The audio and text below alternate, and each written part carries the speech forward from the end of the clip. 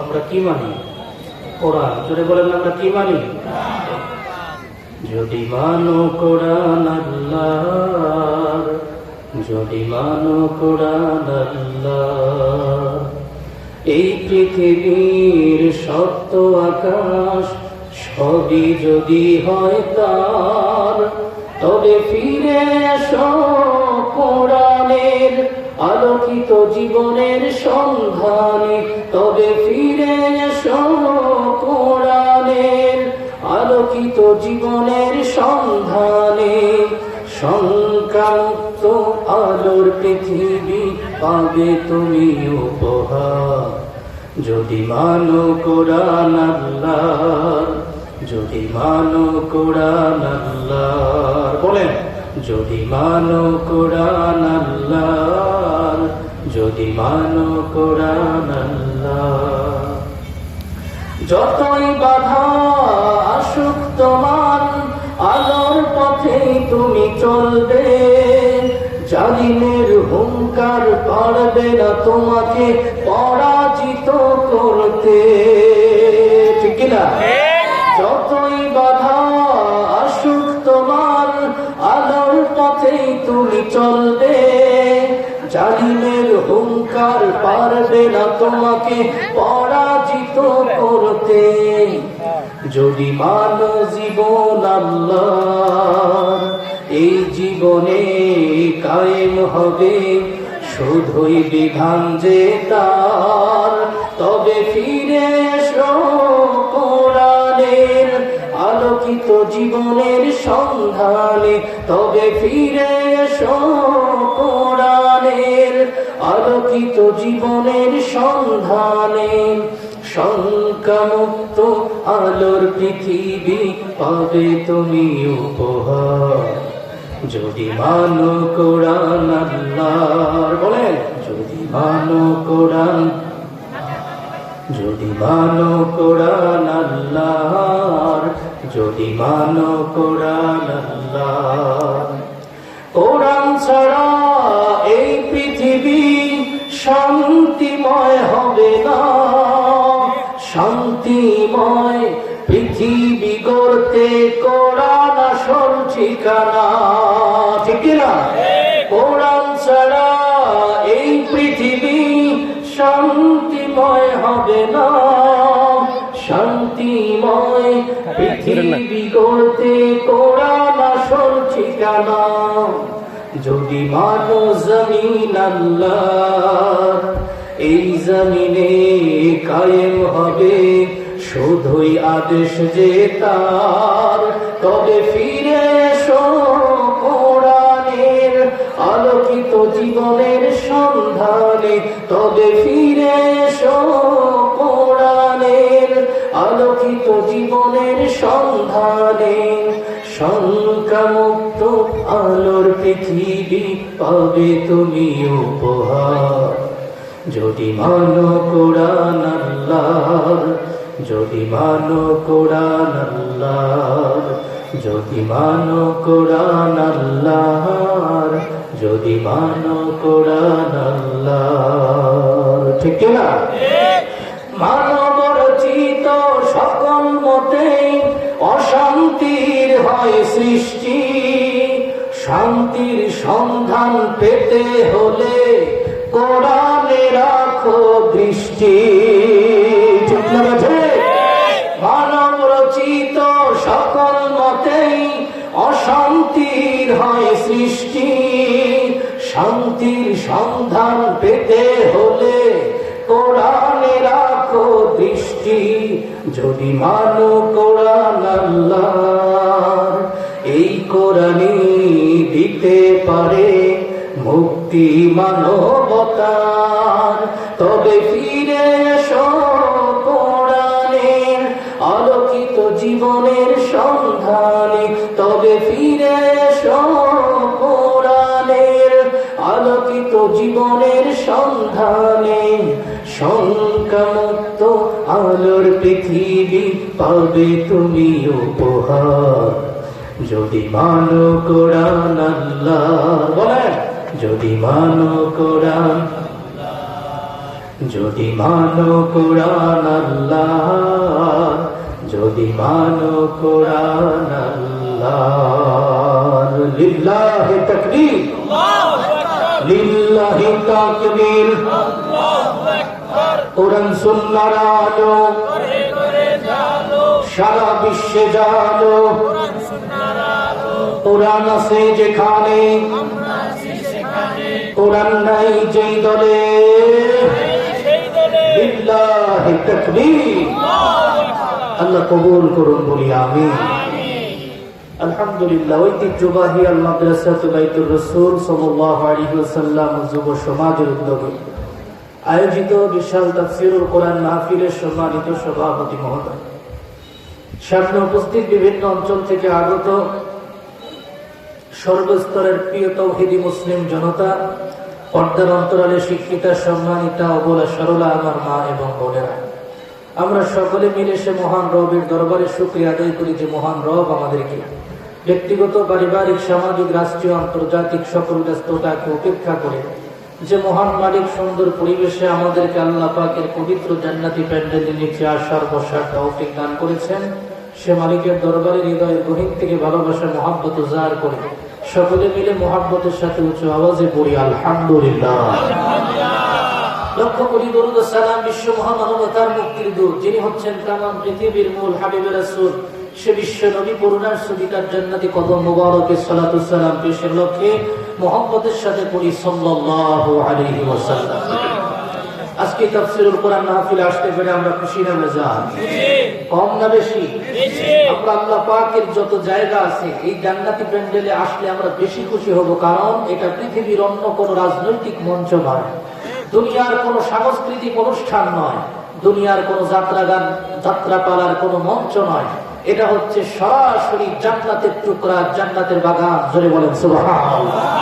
সুতরাং মুমিন কখনো শয়তানের আড্ডাখানায় যেতে পারে না, মুমিন সব সময় জান্নাতেই যেতে চায়। কথা বলেন ঠিক কি না? সুতরাং এই জান্নাতি বাগানে আসতে পেরে আমরা খুশি না বেজার? রব যেন আমাদেরকে জান্নাতের জন্যই কবুল করেন, বলেন আমিন। রবের শত্রু যারা, তারা কখনো চায় না মুমিন বান্দা জান্নাতে যায়, মুমিন বান্দা ইসলামী মঞ্চে যায়, মুমিন বান্দা কোরআনের বাণী শুনতে যায়। ইসলামের শত্রু যারা, তারা শয়তানের দোসর, আর শয়তানের দোসর হয় যারা, কোরআনের ঘোর শত্রু হয় তারা। আওয়াজ দিয়ে বলতে হবে কথা ঠিক না বেঠে? সুতরাং আমরা কোরআনের শত্রু না বন্ধু? সবাই বলেন কোরআনের শত্রু না বন্ধু? আমরা আমাদের পুরো জীবনটা কোরআনের সঙ্গে সম্পর্ক রেখে আমার ব্যক্তি জীবন, পারিবারিক জীবন, সামাজিক জীবন, রাষ্ট্রীয় জীবন, আন্তর্জাতিক জীবন, সর্বস্তরে আল্লাহ পাকের কোরআনকে ফলো করে আমাদের জীবন পরিচালনা করার জন্য রাজি আছি কারা কারা? দুটি হাত মালিককে তুলে দেখাই। লিল্লাহি তাকবীর। আল্লাহ যেন কবুল করেন, বলেন আমিন। আমি ভূমিকা ছাড়া সরাসরি আল্লাহ পাকের কোরআনুল কারীমে সূরাতুল বাকারা 258 নম্বর আয়াতে কারিমা তেলাওয়াত করেছি। সরাসরি আয়াতে কারিমায় ঢুকে যাচ্ছি। আমরা অল্প সময় ধৈর্য সহকারে বসবো তো ইনশাআল্লাহ? আল্লাহ যেন তৌফিক দান করেন, বলি আমিন। আল্লাহ রাব্বুল আলামিন বলেন, আলাম তারা ইলাল্লাযী হাজ্জা ইব্রাহিম ফি রাব্বিহি আন আতাহুল্লাহুল মুলক। একটু চিৎকার মেরে আওয়াজ দিয়ে বলেন আল্লাহু আকবার। আল্লাহ রাব্বুল আলামিন কালামে পাকে সরাসরি বলছেন, ও নবী, আমার কালামকে দেখো, আমি তোমার কাছে আমার কালামে পাকের আয়াত নাযিল করলাম। আমি আয়াতের ভেতর দিয়ে যা কিছু আমি তোমার কাছে নাযিল করব, এই সব কিছু পৃথিবীর মুমিন বান্দাদের জন্য জীবন চলার পথে এইখান থেকে যদি মুমিন বান্দা ফলো করে যদি তার দিক নির্দেশনা নিতে পারে, তাহলে ওই ব্যক্তির জন্য মৃত্যু পর্যন্ত কোনো শয়তান ধোঁকা দিয়ে বোকা বানিয়ে তাকে আমার দ্বীনের পথ থেকে বাহির করে নিয়ে যেতে পারবে না। এই পৃথিবীটা আল্লাহ পাক রব্বুল আলামিন যখন তৈরি করেছিলেন, সেই তৈরি থেকে নিয়ে আজ পর্যন্ত অসংখ্য নবী রাসূল পৃথিবীতে পাঠিয়েছেন। সমস্ত নবী রাসূলদেরকে পাঠানোর পরে একটি মাত্র দায়িত্ব দেওয়া হয়েছিল, সেই দায়িত্বটা হচ্ছে আমার জমিন, আমার এই জমিনে। আল্লাহ বলেন, আল্লাহর জমিনে প্রত্যেকটা নবী রাসূল এসে আল্লাহর জমিনে আল্লাহর দ্বীন কায়েমের কথা তারা প্রচার করতেন, আল্লাহর দ্বীন কায়েমের জন্য চেষ্টা করতেন, সংগ্রাম করতেন। আর আল্লাহ পাক রব্বুল আলামিন হুকুম দিতেন, দুনিয়ার কোন আধিপত্যবাদের এই পৃথিবীতে কোন ধরনের ওই ব্যক্তিগুলোর কোন আধিপত্য চলবে না। পৃথিবীতে আধিপত্য চলবে একমাত্র শুধুমাত্র, জোরে বলেন তো কার? একমাত্র আল্লাহর হুকুম চলবে, আল্লাহর কথা মতো জমিন চলবে। কারণ এই জমিনের মালিক কে? আল্লাহ বলছেন, জমিনের মালিক আমি আল্লাহ, আসমানের মালিক আল্লাহ, কুল কায়নাতের মালিক আল্লাহ। এই জন্য কোরআনুল কারীমে অন্য সূরার ভেতরে সূরা লুকমানে আল্লাহ বলছেন, খালাকাস সামাওয়াতি বিগাইরি আমাদিন তারাউনাহা। এই পৃথিবীর মানুষেরা তাকায় দেখো, আসমানের দিকে যদি তুমি তাকাও তাহলে দেখবে এই বিশাল আসমানটা যে রব সৃষ্টি করেছেন, এই বিশাল আসমান সৃষ্টি করার পেছনে, ঝুলে রাখার পেছনে, এই বিশাল আসমানের নিচে একটা মাত্র কোন খুঁটি আমার আল্লাহ ব্যবহার করে নাই। এবার আপনারা আওয়াজ দিয়ে বলেন, দেখে দেখে বলেন, আসমানের নিচে কোন ধরনের খুঁটি আছে নাকি? আসমানের কোন খুঁটি আছে? আল্লাহ পাক বলছেন, বিগাইরি আমাদিন তারাউনাহা, আমি আসমান সৃষ্টি করেছি, কোন খুঁটি দেই নাই। দুনিয়ার কোন ক্ষমতার অধিকারী ব্যক্তি আছে সেই ব্যক্তিটা খুঁটি ছাড়া আসমান তৈরি তো দূরের কথা, পৃথিবীর একটা ছাদ তৈরি করুক, পৃথিবীর কোন ক্ষমতাধরের শক্তি আছে নাকি? সবাই বলে না, আছে নাকি? এই যে পাশে কতগুলো বিল্ডিং দেখছেন, একটা বিল্ডিংও পৃথিবীর কোন দার্শনিক বৈজ্ঞানিকেরা খুঁটি ছাড়া একটা বিল্ডিং তৈরি করতে পারে নাই। তার মানে বোঝা গেল, খুঁটি ছাড়া ছাদ তৈরি করা পৃথিবীর মানুষের পক্ষে সম্ভব নয়। আমার আল্লাহ পৃথিবীর এই ছোট ছোট বিল্ডিং এর মতো ছাদ আল্লাহ বানায় নাই, বিশাল ছাদ আমার আল্লাহ বানিয়েছেন। এই জন্য বলেন যে বিগাইরি আমাদিন তারাউনাহা, বিশাল আসমানকে যে মালিক ছাদ হিসেবে সুন্দর করে ঝুলে রাখতে পারলেন, সুতরাং সেই আল্লাহর দেওয়া বিধান, কোরআনুল কারীমের আইন এই জমিনে চলা দরকার। জোরে বলেন, আছে না নাই? খুঁটিবিহীন নীলিম আকাশ তোমার মহিমা করছে প্রকাশ। খুঁটিবিহীন নীলিম আকাশ তোমার মহিমা করছে প্রকাশ। মেঘরাশি বৃষ্টি ছড়ায়, মেঘরাশি বৃষ্টি ছড়ায় তোমার নিপুণ ইশারায়। শুকরিয়া জানাই তোমায়, শুকরিয়া জানাই আল্লাহ, শুকরিয়া জানাই তোমায়। অসহায় বান্দা মোরা বেঁচে আছি তোমার দয়ায়। বলেন, শুকরিয়া জানাই আল্লাহ, শুকরিয়া জানাই তোমায়। অসহায় বান্দা মোরা বেঁচে আছি তোমার দয়ায়। দু চোখ জুড়ে স্বপ্ন দিলে, বেঁচে থাকার আশা দিলে। দু চোখ জুড়ে স্বপ্ন দিলে, বেঁচে থাকার আশা দিলে। হৃদয় জুড়ি সুখের পরশ, হৃদয় জুড়ি সুখের পরশ দিলে পরম মমতায়। শুকরিয়া জানাই তোমার, আল্লাহু আকবার।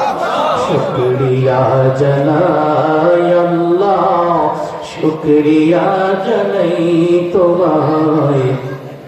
অসহায় বান্দা মোরা বেঁচে আছি তোমার দয়ায়। তাহলে সব প্রশংসা হবে, জোরে বলেন তো কার? আল্লাহ ছাড়া সুযোগ। আল্লাহ রাব্বুল আলামিন বলছেন, আসমান সৃষ্টি করেছি আমি আল্লাহ, একটি খুঁটি পর্যন্ত ব্যবহার করি নাই। জমিন সৃষ্টি করেছি আমি আল্লাহ, বিছানা হিসেবে সৃষ্টি করে দিলাম। পৃথিবীর কোন মানুষের ক্ষমতা নাই আমার মাটির মতো করে একটুখানি মাটি তৈরি করবে। পৃথিবীর মানুষ যদি কৃত্রিম মাটি তৈরি করতেও চায়, কিন্তু বুঝতে হবে আমি আল্লাহ যে মাটি তোমাদেরকে দিয়েছি, এই মাটির একটা ক্ষমতা আছে, উর্বর ক্ষমতা। তুমি এই মাটির ভেতরে যদি একটা বীজ বপন করো, ওই বীজ থেকে চারা উঠায় দেন কে? পৃথিবীর মানুষ যদি, বিশেষ করে চায়নারা, আমরা তো মনে করি চায়নারা সবকিছু পারে, তারা যদি পৃথিবীর কোন মানুষ যদি কোনো মাটি যদি সৃষ্টি করতে চায়, হ্যাঁ মাটির মতো দেখা যেতে পারে, প্লাস্টিক ব্যবহার করতে পারে, কিন্তু আমার আপনার এই মাটি থেকে যা কিছু জন্মায়, যা কিছু তৈরি হয়, তাদের কোন কৃত্রিম কোন জিনিসের মাধ্যমে চুল পরিমাণ একটা উদ্ভিদ জন্ম ধরে বলেন কখনো নিবে নাকি? তাহলে বলেন সকল শক্তির উৎসকে সবাইকে বলতে হবে কে? আল্লাহ হচ্ছেন সকল ক্ষমতার উৎস। সুতরাং এই আকীদা আমাদের সাফ করা লাগবে। পৃথিবীর কেউ যদি মনে করে, আর কেউ যদি বলে সকল ক্ষমতার উৎস মানুষ, সকল ক্ষমতার উৎস জনগণ, সকল ক্ষমতার উৎস নেতা, তাদের গালের মধ্যে জুতা পিটা করা দরকার আছে না নাই? আল্লাহ রাব্বুল আলামিনের এই কুদরতকে, শক্তিকে যারা নিজেদের শক্তি মনে করে, এই পৃথিবীর নিকৃষ্ট কীট ছাড়া কিছু হতে পারে না, ঠিক কিনা? আল্লাহ রাব্বুল আলামিন জানিয়ে দিলেন এই জমিন আল্লাহর, সুতরাং জমিনে আইনও চলবে। সবাই বলেন না, আইন চলবে। এই আকাশ আল্লাহর, আকাশের নিচে আইন চলবে আল্লাহর। জমিন আল্লাহর, কুল কায়নাত আল্লাহর, রিজিক খায় আল্লাহর, বাতাস খায় আল্লাহর, অক্সিজেন নেই আল্লাহর। সব কিছু যদি আল্লাহর হয়, প্রশংসা হবে, জোরে বলেন কার? পৃথিবীর কোন নেতা নেত্রীর প্রশংসার কোন সুযোগ? সুতরাং একমাত্র শুধুমাত্র প্রশংসা হবে। হুকুম যদি মানতে হয়, নেতার হুকুম না আল্লাহর হুকুম? সরকারের হুকুম না আল্লাহর হুকুম? আল্লাহর হুকুম ছাড়া কারো হুকুম আমরা মানতে পারি? আমরা একমাত্র হুকুম মানব, জোরে বলেন কার?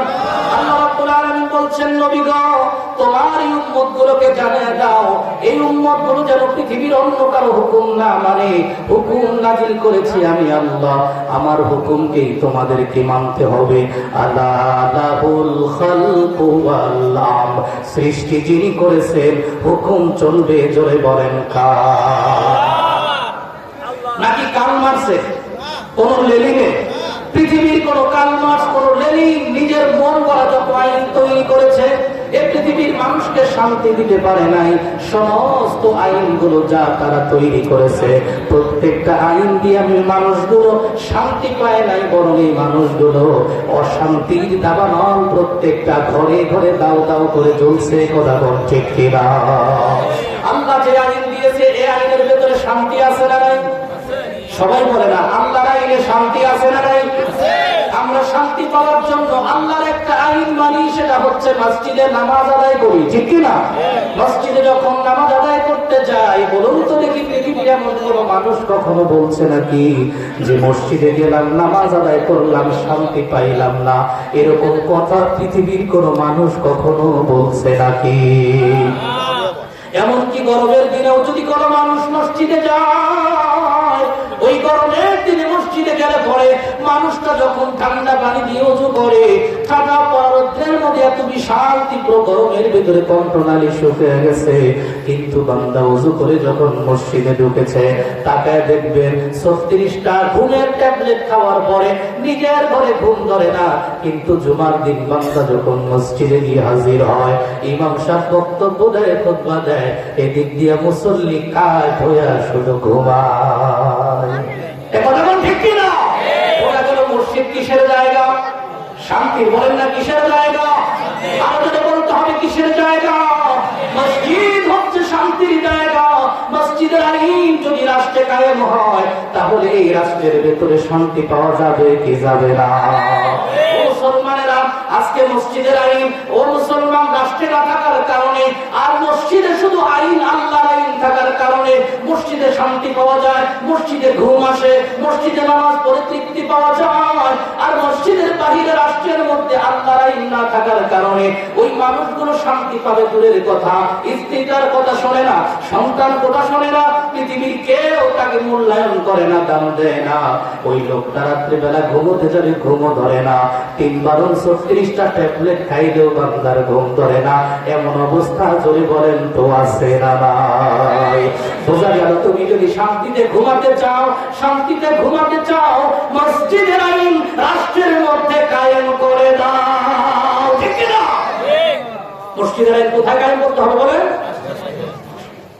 আপনাদের যে অবস্থা, আমার আলোচনা বের হবে না, কারণ অসচেতন মানুষ নিয়ে কথা বলতে পারি না। আমি তো জানি ঢাকার মানুষ ত্যাগী মানুষ, ত্যাগী মানুষ, ইমানের জন্য বলিয়ার মানুষ। যদি আপনাদের কণ্ঠ এমন হয়, এই ঢাকা হলো রাজধানী, এই রাজধানী থেকে পুরা বাংলাদেশ চলে, আর রাজধানী যদি নরবর হয়, পুরা দেশ কি চলা সম্ভব? কথা বলে না সম্ভব? আমাদের দেহের একটা রাজধানী আছে, বলেন তো রাজধানীটার নাম কি? মাথা। যদি বলেন না, দেহের রাজধানী কি? মাথা। যার মাথায় সমস্যা, পুরা দেহ কি চলবে? মাথায় ঝিমঝিম করে, মাথা চলে না, চলে না। ওই যে ব্যক্তির মাথা চলে না, ওই ব্যক্তির দেহ চলে না। কিন্তু কোন ব্যক্তির যদি একটা দেহের মধ্যে আঘাত থাকে, ওই ব্যক্তি কিন্তু মাথা ভালো থাকলে চলতে পারে, ঠিক কি না? সুতরাং এই বাংলাদেশের প্রধান রাজধানী হচ্ছে ঢাকা। ঢাকার মানুষ যদি ইমানের তেজে তেজিয়ান হতে না পারে, পুরা বাংলাদেশ তো একেবারেই নিঃশেষ হয়ে যাবে। বাংলাদেশকে যদি টিকাতে হয়, এই বাংলাদেশের রাজধানী, বাংলাদেশের মাথা, ঢাকার মানুষগুলো আল্লাহর কোরআন প্রেমিক সবচাইতে বেশি হওয়া দরকার আছে না নাই? ইমানি পাওয়ার থাকা দরকার আছে না নাই? সুতরাং এখন থেকে ইমানি পাওয়ার দিতে পারবো তো ইনশাআল্লাহ? রাজধানীকে আমরা কোরআন দিয়ে সাজাবো, বলেন ইনশাআল্লাহ। আমরা দেখি রাজধানী কোরআন দিয়ে সাজাতে চায় যারা, গুলির মুখে পড়ে তারা। কথা বলেন?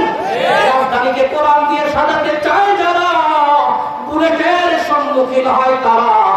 আর মুসলমান এই বাংলাদেশের রাজধানী মাথাকে ভালো করতে চায় যারা, ওই ব্যক্তিগুলোকেই শেষ করে দেওয়া হয়। আজকে আমরা আপনাদের কাছে জানতে চাই, শুনতে চাই, সামনে আরো কোন ব্যক্তি বুলেটের মাথা ঝাঁঝরা হয়ে যায়, এমন কোন দৃশ্য কখনো দেখবেন নাকি? আর একটা ঘটনা যদি ঘটে, তাহলে আর ছাড় দেওয়া হবে না। পুরা ঢাকা শহরকে আমার শাহজাহানের বলে বলিয়ান হয়ে তাকবীর ধ্বনি দিয়ে এই বাংলাদেশের ঢাকাকে আবার আরেকটা বিপ্লবের ডাক দেওয়া হবে। যেই বিপ্লবের ডাক দিলে আরেকবারের জন্য গণতন্ত্র ঢাকায় থাকবে না, সরাসরি আল্লাহর কোরআনের খেলাফত কায়েম করতে হবে, ঠিক না? কারণ গণতন্ত্রের নির্বাচন যতবার হয়েছে, ততবার মানুষ হত্যা হয়েছে, মানুষ পৃথিবী থেকে বিদায় হয়েছে। মাগার গণতন্ত্র শান্তি দিতে পারে না। আল্লাহর খেলাফত ছাড়া শান্তি কোথাও খুঁজে পাওয়া যাবে না। সুতরাং এই কোরআনের খেলাফত কায়েম করা দরকার আছে তো?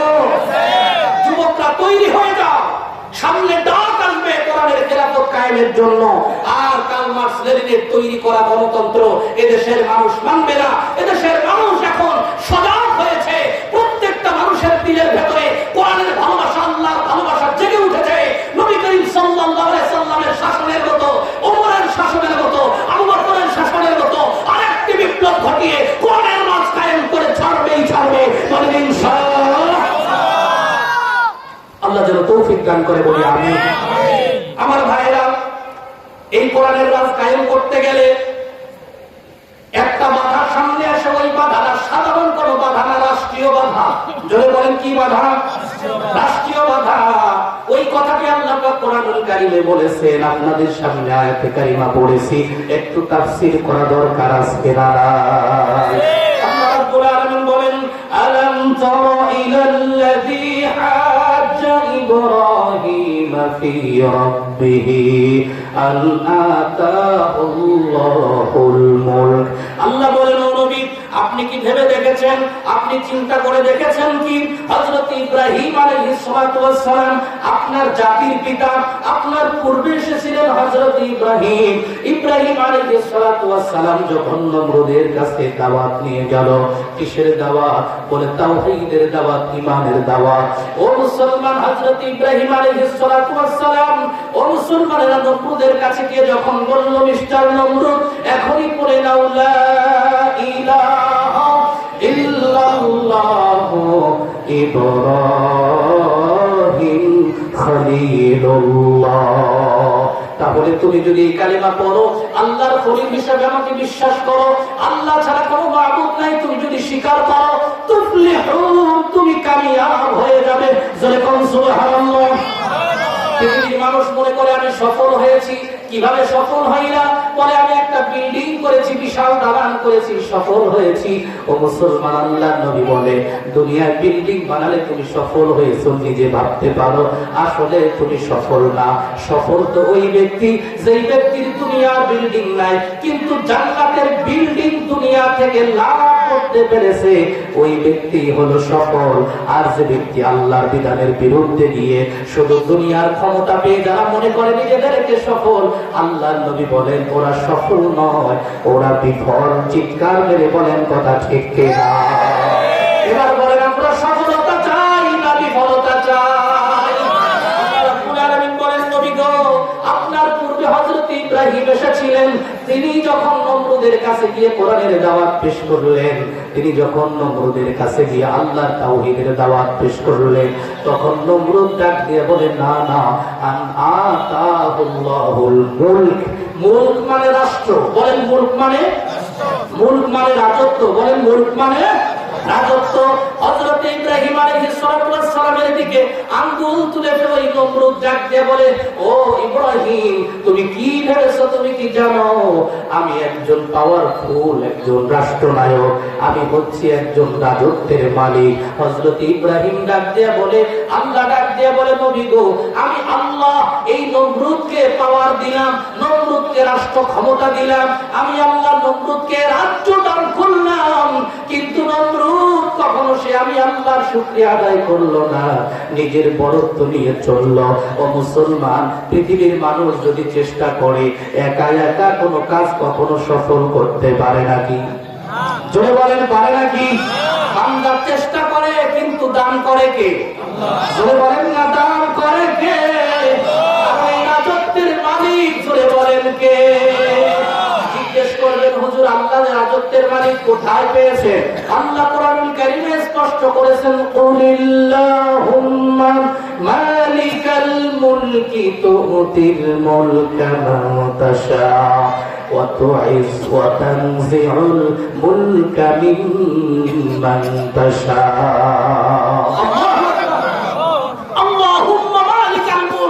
সকল ক্ষমতা, সকল রাষ্ট্র, সকল রাজত্বের একমাত্র শুধুমাত্র মালিক জোরে বলেন তো কে? আল্লাহ বলছেন, আল্লাহ হচ্ছে রাজত্বের মালিক। আল্লাহ পাকের কুদরতি হাতেই হচ্ছে পৃথিবীর রাজত্ব, পৃথিবীর রাষ্ট্র। আল্লাহ পাক রব্বুল আলামিন আয়াতে বলেন, তাবারাকাল্লাযী বিয়াদিহিল মুলক ওয়া হুয়া আলা কুল্লি শাইইন কাদির। আল্লাহ রাব্বুল আলামিন বলেন, আল্লাহ পাকের কুদরতি হাতেই হচ্ছে রাষ্ট্রের রাজত্ব। সুতরাং আল্লাহই হচ্ছেন সকল ক্ষমতার উৎস, সকল বস্তুর উপরে ক্ষমতা একমাত্র জোরে বলেন কার? আল্লাহ রাব্বুল আলামিন বলছেন, ও আমার হাবিব শোনো, নমরুদ তখন আমি আল্লাহর দেওয়া এই রাষ্ট্রকে তাকে দান করেছি, নমরুদ একবারের জন্য আমি আল্লাহর শুকরিয়া আদায় করলো না, বরং আমার পয়গম্বর ইব্রাহিম আলাইহিস সালাতু ওয়াস সালামের সঙ্গে বাদ বিতণ্ডার ভেতরে লিপ্ত হয়ে গেল। একটু চিৎকার মেরে বলেন নাউযুবিল্লাহ, একটু আওয়াজ দিয়ে বলেন নাউযুবিল্লাহ। তাহলে নমরুদ কার সঙ্গে ঝগড়া বিবাদে লিপ্ত হলো? বলেন তো কার সাথে? ইব্রাহিমের সাথে। বলেন কার সাথে? ইব্রাহিম হচ্ছে নবী। ইব্রাহিম কি বলেন? নবী। ইব্রাহিম হচ্ছে আল্লাহ তাওহীদের প্রচারকারী। সুতরাং আল্লাহর তাওহীদের প্রচারকারীর সঙ্গে রাষ্ট্র যখন বিবাদে জড়ায়, বোঝা গেল ওই রাষ্ট্র কখনো টিকতে পারবে না, কারণ আল্লাহর সঙ্গে পাল্লা দিয়েছে। আল্লাহ যেন বলে আমি হচ্ছি আল্লাহ, আমার সঙ্গে যে দেয় পাল্লা, রাখবো না তার পাল্লা, চিরদিনের জন্য ধ্বংস করে দেবেন কে? আল্লাহ রাব্বুল আলামিন জানিয়ে দিলেন, হাবিব আমার পয়গম্বর ইব্রাহিমের সঙ্গে ঝগড়ায় লিপ্ত হয়েছে, আমার উম্মতের সাথে যারা ঝগড়ায় লিপ্ত হবে ওরা পৃথিবীতে কখনো সফলতা অর্জন করতে পারবে। আজও বলছি শোনো, আলেমরা যখন কোরআনের রাজ্যের কথা বলছে, আলেমরা যখন কোরআনের বিধানের কথা বলছে, আইনের কথা বলছে, এই আলেমদের সঙ্গে যারা ঝগড়ায় লিপ্ত হয় ওদের এখান থেকে শিক্ষা নেওয়া উচিত। নমরুদ যেমন ধ্বংস হয় ইব্রাহিমের সঙ্গে ঝগড়ায় লিপ্ত হয়ে, আজকে আলেমদের সঙ্গে যারা রাষ্ট্র প্রধান হওয়ার আশায় আশায় যারা ঝগড়া করে ওরাও ধ্বংস হবে, কোনো সন্দেহ না। কথা বলেন ঠিক কিনা? আমি আমার বাপের কথা বলেছি, কার কথা বললাম জোরে বলেন? আল্লাহ কোরআন শিক্ষা। আল্লাহ তো কোরআন আমাদেরকে এমনি দেয় নাই যে শুধু তুমি পড়বা আর তাবিজ বিলাবা আর কিচ্ছু করা লাগবে না। এই কারণে কোরআন পাঠিয়েছি বুঝি। আল্লাহ কোরআন ধুয়ে ধুয়ে পানি খাওয়ার জন্য পাঠায় নাই। এ কোরআন পড়া যেমন সওয়াব, এটা যেমন ফরজ। কোরআনের বিধান নিজে মানা ফরজ, এই কোরআনের বিধান সমাজে মুসলমান তৈরি করা ফরজ, কোরআনের বিধান রাষ্ট্রে তৈরি করা ফরজ। ঠিক না বুঝি? আল্লাহ রাব্বুল আলামিন জানিয়ে দিলেন আমার ইব্রাহিমের সঙ্গে নমরুদ কপাল পোড়া বুঝলো না। আমার ইব্রাহিমের সঙ্গে যখন ঝগড়ায় লিপ্ত হয়ে গেল, এবার হযরত ইব্রাহিম ডাক দিয়ে বলে, ও নেতাজি নমরুদ, পয়েন্টটা বন্ধ করেন, পয়েন্ট আছে কোথায়? ও নেতাজি নমরুদ, আমার সঙ্গে ঝগড়ায় লিপ্ত হচ্ছ কেন? ডাক দিয়ে বলে ইব্রাহিম আলাইহিস সালাতু ওয়াস সালামকে। ওই নমরুদ ডাক দিয়ে বলে, আমি তোমার সঙ্গে ঝগড়ায় লিপ্ত হব না তো কি করব? আমার রাজত্বের বাইরে তুমি কেন অন্যকে মাবুদ বানো, খোদা মানো? তুমি জানো না এই রাজ্যের একমাত্র খোদা হইলাম আমি নমরুদ? একটু চিৎকার মেরে বলেন নাউজুবিল্লাহ। নমরুদ কি কখনো খোদা হতে পারে? জোরে বলেন না, খোদা হতে পারে? হযরত ইব্রাহিম ডাক দিয়ে বললেন, আল্লাহ বলছেন, কোট করছেন কোরআনে কথা, إذ قال إبراهيم ربي الذي يحيي ويميت। আল্লাহ বলেন আমার ইব্রাহিম আলাইহিস সালাতু ওয়াস সালাম যখন বললেন, ওরে নমরুদ তুমি নিজের খোদা দাবি করো, নিজের আল্লাহ দাবি করো, শোনো আমার রব, আমি যাকে আল্লাহ মানি, আমি যাকে রব মানি, আমার রবের বৈশিষ্ট্য তুমি শোনো। আমার রব হচ্ছেন তিনি রব্বি আল্লাযী ইউহয়ী ওয়া ইউমীত। আমার রব হচ্ছেন তিনি যিনি আমাদেরকে সৃষ্টি করেছেন, যিনি আমাদেরকে জীবন দিয়েছেন, যিনি আমাকে বাঁচিয়ে রেখেছেন, তিনি হচ্ছেন আমার রব। যেরকম সুবহানাল্লাহ। আল্লাহ রাব্বুল আলামিন জানিয়ে দিলেন আমার ইব্রাহিম শুধু এই কথাই বলে ক্ষান্ত নয়, ডাক দিয়ে বললেন জীবন যে আল্লাহ সৃষ্টি করেছেন তিনি আমার রব। শুধু জীবন সৃষ্টি করেছেন এমন না, জীবন দেওয়ার পরে প্রথমে যে আল্লাহ মানুষকে মরণ দেন, ওই মৃত্যুর মালিক ও সৃষ্টিকর্তাও তিনি হচ্ছেন আমার রব। হযরত ইব্রাহিম আলাইহিস সালাতু ওয়াস সালাম এই কথা বলতে দেরি হয়, মিস্টার নমরুদ এবার খেপে দিয়ে ডাক দিয়ে বলে, ইব্রাহিম কি বললা? তুমি কি আমাকে আল্লাহ মানো না, খোদা মানো না? বলেন না। কেন? বলে আমি মানি না কারণ তুমি জীবন দিতে পারো না, তুমি মৃত্যু দিতে পারো না। নমরুদ কি জীবন দিতে পারে নাকি? মৃত্যু দিতে পারে নাকি? ইব্রাহিম বলে তুমি জীবনের মালিক না, মৃত্যুর মালিক না, আমার জীবনের মালিক আল্লাহ, মৃত্যুর মালিক আল্লাহ। সুতরাং আমার রব তিনি, আমি তাকে রব মানব। এইবার হযরত ইব্রাহিম আলাইহিস সালাতু ওয়াস সালামের কথার পরিবর্তে এইবার নমরুদ ডাক দিয়ে বলে, ক্ষিপ্ত হয়ে গেল, ডাক দিয়ে বলল, এর জল্লাদ যা যা আমার কয়েকখানার ভেতরে ঢুকে যা, তাকে ফাঁসির মঞ্চের একজন আসামি আমার জেলখানার ভেতরে আছে, আর একজন জেলখানায় যাবজ্জীবন কারাদণ্ড দেওয়ার ব্যক্তি আছে। দুই ব্যক্তিকে জেলখানা থেকে ধরে এই মুহূর্তে আমি নমরুদের সামনে হাজির কর। একটু চিৎকার মেরে বলেন নাউজুবিল্লাহ। জল্লাদ জেলখানায় হাজির হয়ে গেল, জেলখানায় ঢুকে দুইজন ব্যক্তিকে জেলখানা থেকে বের করলো। চলো আমাদের গুরুজি ডেকেছে, ওরা তো খোদা বলে, আমাদের খোদা নমরুদ গেছে। চলো, দুইজন ব্যক্তি এবার নমরুদের সামনে হাজির হয়ে যায়। এবার আল্লাহ রাব্বুল আলামিন জানিয়ে দিচ্ছেন, আমার ইব্রাহিম তাকায় তাকায় দেখছেন। আর নমরুদ ওই দুইজন ব্যক্তিকে সামনে এনে ডাক দিয়ে বলে, ও ইব্রাহিম, একটু আগে তুমি যেন কি বলছিলে আর একবার বলো। হযরত ইব্রাহিম বলে, আমি বলেছিলাম আমার রব হচ্ছেন তিনি জীবন দেন যিনি, আমার রব হচ্ছেন তিনি মৃত্যু দান করেন যিনি। নমরুদ ডাক দিয়ে বলে, এই জীবন মৃত্যুর মালিকও আমি নমরুদ। একটু চিৎকার মেরে বলেন না নাউযুবিল্লাহ। হযরত ইব্রাহিম বলে, অসম্ভব, তুমি জীবন মৃত্যুর মালিক হতে পারো না। বলে, তোমার বিশ্বাস হয় না? ইব্রাহিম বলে, বিশ্বাস করব কেমন করে? অসম্ভব, কখনো তুমি এই কাজ করতেই পারবে না, কারণ তোমাকেও তো একজন সৃষ্টি করেছেন। বলেন তো তিনি কে? আমার রব যদি তোমার সৃষ্টি না করতেন তুমিও তো আসতে না, তুমি রব হবে কেমনে? এবার নমরুদ ডাক দিয়া বলে, হতভাগা ডাক দিয়া বলে, ও গো পয়গম্বর ইব্রাহিম, তুমি কি দেখতে চাও আমি কেমন করে জীবন দেই, কেমন করে মৃত্যু দেই? একটু তাকায় দেখো। আল্লাহ পাক আল্লাহর নবীকে জানায় দেন, আমার ইব্রাহিমের ঘটনাটা তুমি শুনে নাও। ইব্রাহিম তাকে আছে দেখবে কেমন করে জীবন দেয়, মৃত্যু দেয়। এবার ওই দুইজন ফাঁসির আসামি আর একজন যাবজ্জীবন কারাগারে থাকার আসামি, জোরে বলেন তো আসামি কয়জন? দুইজন আসামি যখন হাজির হয়ে গেল, এবার নমরুদ হযরত ইব্রাহিম আলাইহিস সালাতু ওয়াস সালামকে বলে, ক্বালা উহয়ি ওয়া উমীত, আমিও জীবন দান করতে পারি, আমিও মৃত্যু দান করতে পারি। জোরে বলেন নাউযুবিল্লাহ। ইব্রাহিম, তোমার যদি বিশ্বাস না হয় তাহলে তুমি দেখো, তুমি দেখো কেমন করে আমি জীবন দেই, কেমন করে মৃত্যু দেই। এই জল্লাদ আয়, এই যে ফাঁসির মঞ্চের, এই ফাঁসির মঞ্চের ঝুলানোর জন্য যেই লোকটা এই মুহূর্তে রায় হয়ে গেছে, ফাঁসি দিয়ে তাকে মেরে ফেলার কথা ছিল, আমি নমরুদ এই মুহূর্তে তাকে বেকসুর খালাস দিয়ে দিলাম। ওই ব্যক্তির আর ফাঁসি হবে না। এই ইব্রাহিম তাকে দেখো, একজন ফাঁসির মঞ্চে এখনই উঠতো, সেই ফাঁসির মঞ্চের আসামিকে আমি নমরুদ তাকে জীবন দিয়ে দিলাম, ও আর এখন মরবে না। দেখো দেখো, আমি তো জীবন দেওয়ার মালিক। সরে আওয়াজ দিয়ে বলেন না নাউযুবিল্লাহ। কত বড় বাটপার, কথা বলেন, বাটপার কিনা কথা বলেন? কত বড় লম্পটার বাটপার হলে এই কথা বলতে পারে? ফাঁসির মঞ্চে এখনই উঠতো, ও তো এখনই মরে যেত। ওর মরার জায়গা থেকে ওরা আমি হায়াত দিলাম, ওরে বাঁচিয়ে দিলাম, ও আর এখন মরবে না।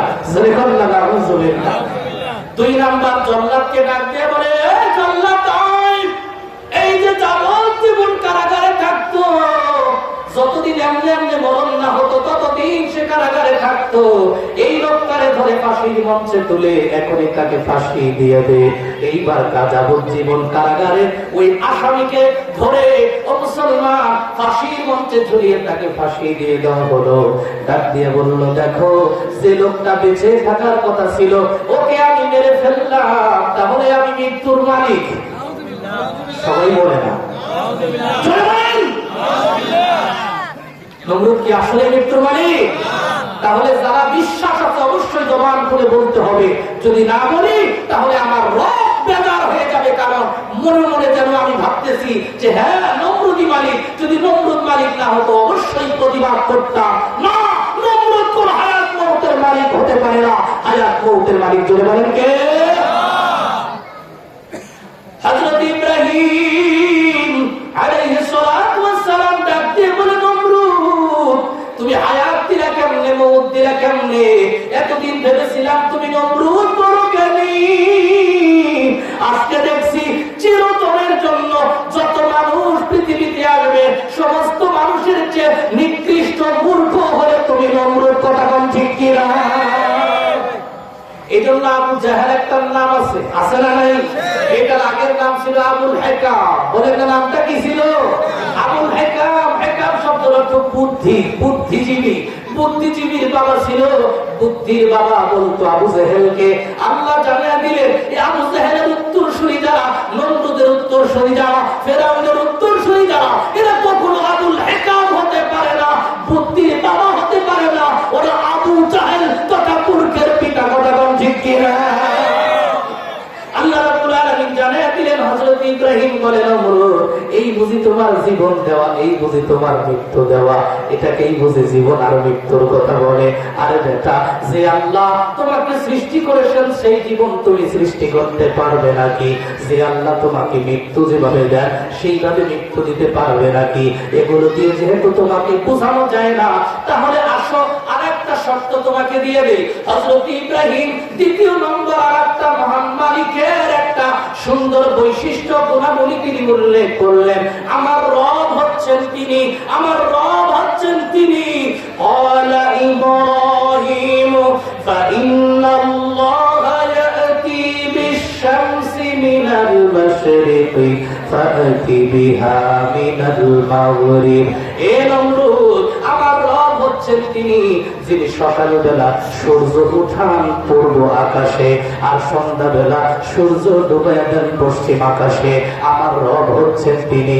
তুই এত বড় রব হয়েছিস, এত বড় খোদা হয়েছিস, দেখা আমার আল্লাহ রাব্বুল আলামিন এত সুন্দর করে জানিয়েছেন যে আমার আল্লাহ পূর্ব থেকে সূর্য উঠায় পশ্চিমে ডুবায়। তুই নমরুদ যদি খোদা হস, একটা দিনের জন্য পশ্চিম দিক থেকে সূর্য উঠায়া পূর্ব দিকে ডুবা, দেখি কত বড় খোদা। আল্লাহ বলে ফাবহিতাল্লাযী কাফার। এইবার নমরুদ একদম ঘেমে গেল, এইবার নমরুদ ঘাবড়ে গেল। আর কোন জবাব নমরুদের কাছে নাই, কারণ আসমানে পৃথিবীর কারো কথা চলে না। আওয়াজ দিয়ে বলেন, আসমানে কথা চলে কার? আসমানে হুকুম চলে কার? একই অর্ডার দেওয়া হয়েছিল। আবু জেহেল বলেছিল, মুহাম্মদ তুমি যে আল্লাহর নবী দাবি করো, তুমি নবী সত্য কিনা পরীক্ষা করে দেখতে চাই। আল্লাহর নবী বললেন, কি পরীক্ষা? বলে আসমানের ওই চাঁদটাকে তোমাকে টুকরা করতে হবে। যদি আসমানের চাঁদ দু টুকরা করে দুই দিকে নিতে পারো, তাহলে তোমাকে নবী হিসেবে মানব। বলেন তো দেখি, আমার আপনার নবী আসমানের চাঁদকে দ্বিখণ্ডিত করেছেন কি করেন নাই? আমার আপনার নবী সত্য নবী, তাই আসমানের চাঁদ দ্বিখণ্ডিত করতে পারে। আর নমরুদ হচ্ছে বন্ড খোদা, এই কারণে সূর্যকে কোনদিন পশ্চিম আকাশে উঠে পূর্বে ডুবাতে পারে না। এটাই হলো হক বাতিলের পার্থক্য। কথা কোন ঠিক কিনা? যারা আল্লাহর আইনকে মানতে চায় না, ওদের জন্য আল্লাহ বলেছেন ওয়াল্লাহু লা ইয়াহদিল কওমাজ জালিমিন। ওরা হচ্ছে জালিম, আর জালিমদেরকে আল্লাহ কখনো হেদায়েত দেয় না। কথা কোন ঠিক কিনা? জালিমদের বাংলার জমিনে জায়গা হবে না, ওদেরকে এখনই বাংলার জমিন থেকে উদ্ধার করতে হবে। আল্লাহর বিধান, কোরআনী শাসন বাংলার জমিনে কায়েম হবে। কথা কোন ঠিক কিনা? নাস্তিকতা নিপাত, দিন ইসলাম জিন্দাবাদ, কোটি প্রাণে একই আওয়াজ। ঠিক না? খোদাদ্রোহী ছাড় পাবে না, এই বাংলায় ঠাঁই হবে না। মুসলমানরা জেগেছে আজ। চোর কদমের সামনে চলো, বজ্র কণ্ঠে আওয়াজ তোলো, সবাই মিলে একই তালে দাও না স্লোগান, নারায়ে তাকবীর। আমি শেষ করে দিচ্ছি এখন। নারায়ে তাকবীর, দিন ইসলাম, দিন ইসলাম জিন্দাবাদ, জিন্দাবাদ। মুসলমানের এই দেশেতে নাস্তিকদের ঠাঁই নাই, নাস্তিকদের পক্ষে যারা তাদের কোনো রক্ষা নাই। ঠিক না? মুসলমানের এই দেশেতে নাস্তিকদের ঠাঁই নাই, নাস্তিকদের পক্ষে যারা তাদের কোনো রক্ষা নাই। ইসলামের বিরুদ্ধে যারা নিয়েছে অবস্থান, এই বাংলায় ঠাঁই হবে না। যাও হিন্দুস্তান, যাও হিন্দুস্তান।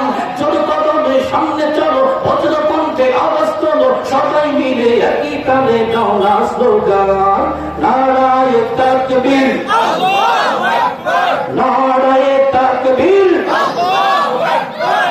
ইসলামেরই জন্য দেশের হয়েছে জন্ম, ইসলামের বিরুদ্ধে গেলে দেশ হবে ভিন্ন। ঠিক না? ইসলামেরই জন্য দেশের হয়েছে জন্ম, ইসলামের বিরুদ্ধে গেলে দেশ হবে ভিন্ন। এই দেশেতে থাকতে হলে কোরআন মানতে হবে, কোরআন না মানলে তারা বিতাড়িত হবে, বিতাড়িত হবে। ঠিক না? কদমের সামনে চলো, বজ্র কণ্ঠে আওয়াজ তোলো, সবাই মিলে একই তালে দাও না স্লোগান, নারায়ে তাকবীর, আল্লাহু আকবার, নারায়ে তাকবীর, আল্লাহু আকবার। দিন ইসলাম, দিন ইসলাম জিন্দাবাদ, জিন্দাবাদ।